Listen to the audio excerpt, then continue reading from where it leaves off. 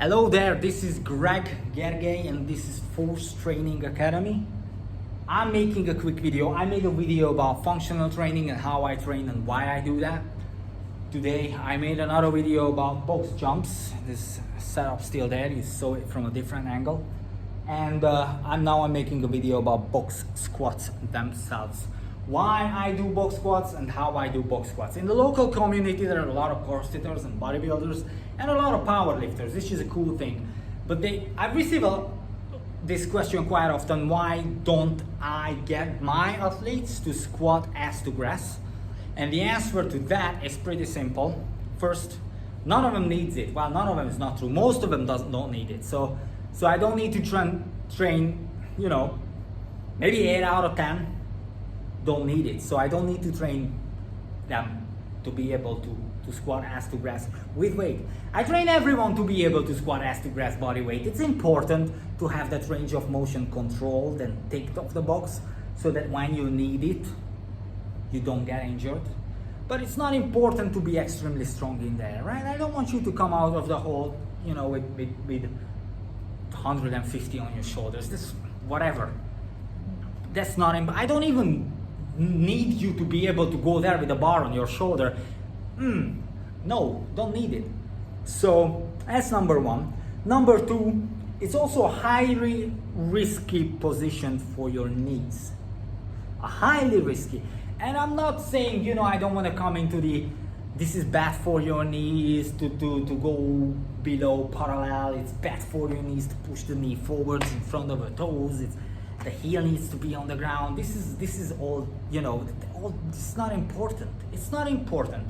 90% of my athletes, in fact, anyone who plays on field, they play on their toes. So there are exercises what we do without the heel on the ground. There are circumstances what we change. Sometimes we squat on the balls of the feet and we don't touch the heels. Sometimes we do lunges on the balls of the feet. Like right now, we're doing a triphasic training this season, so we don't put the heel down. You would say, oh my god, it's extremely dangerous. Well, yes, if you apply it wrong, then yes. If you apply it right, then no. You have to think about this. Most of these people are spending their time on the balls of their feet. Their heel doesn't touch the ground anyway when they are running, so you can train them on their feet, right? Sprinter heel doesn't touch the ground, so there's no point to get the guy to squat 600 pounds with the heel down. It doesn't make sense. So it's safe to do that thing. That's about heel up. We go all the way down. I train them to how to go with the knees past their toes and how to come back from it. That's important skill as well, because you cannot control these things. Sometimes these situations happen. You need to know how to get out of it and how to go into it. You should have the mobility to be able to do it without any injury. So it's not because of that. It's not like I want to make sure that I never go below parallel because that's dangerous for the knee, because it's not true. But what's true is that it's much more difficult to keep a safe and solid form when you go all the way down in a squat than it is when you stop above knee level. So there is a lot more coaching, a lot more teaching, and a lot more attention involved from the part of the athlete. What needs to go into that exercise to keep it safe if the athlete goes below parallel, right? I don't want that necessarily, because for most people, not everyone, for most people, this is not necessary. They don't go below parallel most of their lives anyway. So if they can do an okay body weight squat, I'm happy with that, And then we stop there, we load up the squat, we start doing box squats, we start stopping above knee level, because that's where you run, that's where you jump from, that's where you sprint from. Most of the athletic movements happen from that range anyway. You don't have the time to go that deep. So for that is the box squat.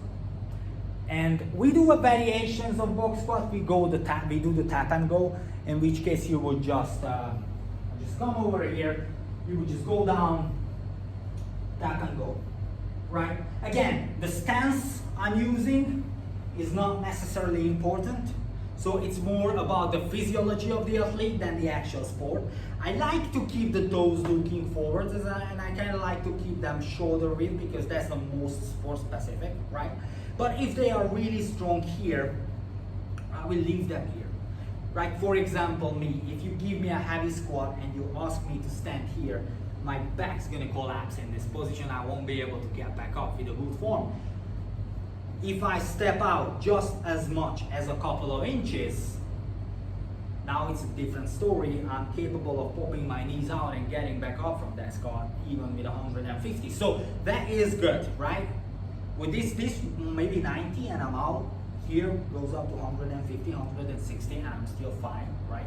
So that's different. Again, I'm not going to singles, so I'm talking about 4 to 5 reps. So that's different. Now, I'm not coaching this sport specific. I'm coaching the stance and the feet position athlete specific. So that's not the subject of this video. What I'm looking for in the tap and go is a controlled descent. A tap, don't sit, just feel the box, come back up, right? Now we look at tempos. There are different ones. You can go drop, tap and go. You can go 6 seconds down, hold it for 7 seconds, come back up. Whatever tempo you can, you want to apply, whatever suits your athletes and your goals, you would apply in here. There is another one, which is actual box squat. I want you to sit. In that case, we would go down. I would get the athlete to actually sit down, and I want the guy or the girl from this position to push up and come back up to that standing position. Now this is one of the things when some of my athletes are happy here, I'm not. I feel it even with body weight. If I step out here, point my toes slightly out, I feel much better. I don't feel that tension in the knee. So this is why I say that the physiology of the athlete changes the stance, not so much of the sport. Obviously, I won't get anyone unless necessary to do sumo squats because that's way far from the movement we are trying to improve here.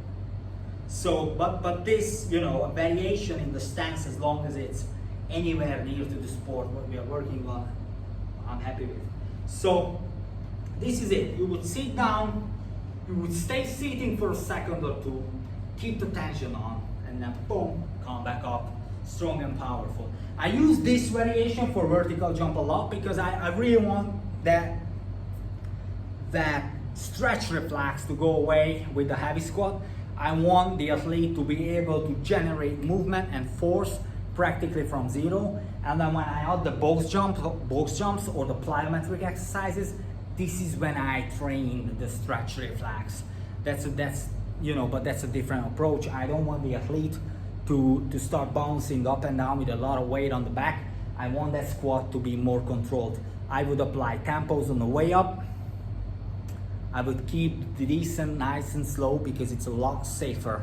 If I need to, I have the athlete to take a seat, to let go of that force, but keep the tension and then explode upwards. It seems to be a lot safer of a solution. So this is how I use box squats. Once an athlete is progressed to the point when he or she is able to gauge the proper height of that squat, I would remove the box. I would go with a freestanding squat, but I would still not go below knee level unless, very important, unless the sport requires me to do so. If the sport requires me to do so because it's a CrossFitter, it's an Olympic lifter, it's a power lifter, then yes, of course. Or a bodybuilder, when you need to get a full stretch, yes, of course, go ass to grass, go as deep as you can.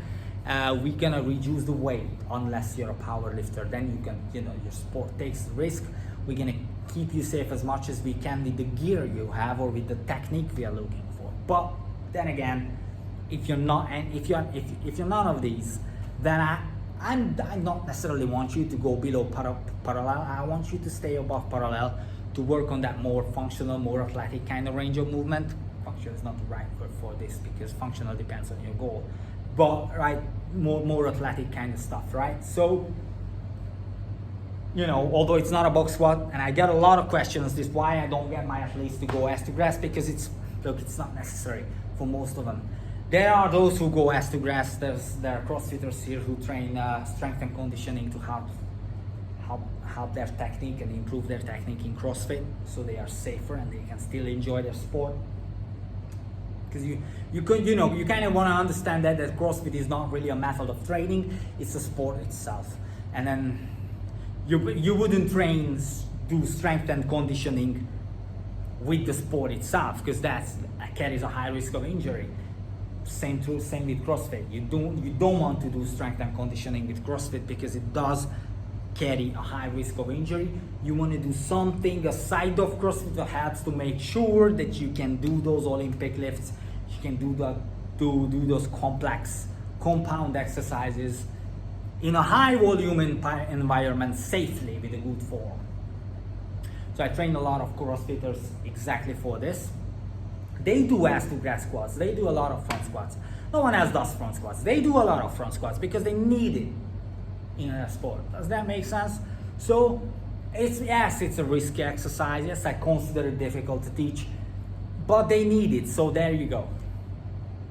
We don't do Olympic lifting in this gym because A, it's risky, B, it's difficult to teach, C, it's far from the most efficient way to train for power. But if there is an Olympic lifter or a CrossFitter or someone who wants to learn Olympic lifting, and guess what? We do it with that person. That's different. So again, this is the way I squat, and this is the way I squat my athletes. We start body weight, we progress to the box, then we progress to the freestanding, keeping the box for skilled and tempo exercises as a point of reference, as a place to rest on, to dissipate that kinetic energy of the negative portion. To say it in a human language, to get them to rest on the bottom of the exercise, so they need to generate explosive force when they stand up from zero. And then, all the other explosive exercises and stretch reflex things are coming from plyometrics. And again, that's not shiny either. It's really just a handful of exercises and their progressions. Maybe one day I'm gonna go across them, but I will shoot this video over because I've got this microphone here and I just noticed that it's hanging into the camera. So I'm not sure if my top of my head is chipped off or not. Look, that thing was in the way all throughout this video. Yay. Anyway, thank you very much for watching. Hope you enjoyed it. Hope you learned a thing or two. Keep watching these videos. Stay tuned. Like it, share it, and ask your question in the comment section. Thank you so much. Merry Christmas. Bye.